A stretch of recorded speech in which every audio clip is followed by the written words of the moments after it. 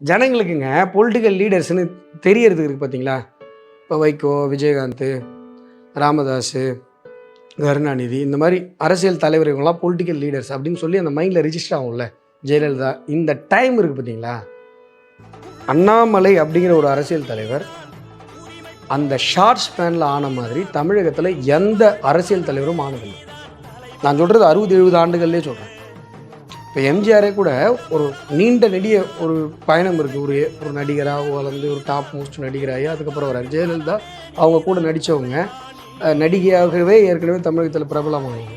Karunanidhi so called அவர் திரைத்துறையில் இருந்து இந்த திமுக இந்த 20 வருஷம் அண்ணாதுரை இவங்க கூட வளர்ந்தவங்க. அண்ணாதுரை அதே மாதிரி எல்லாமே பார்த்தோன்னா 10 வருஷம் 20 வருஷம்.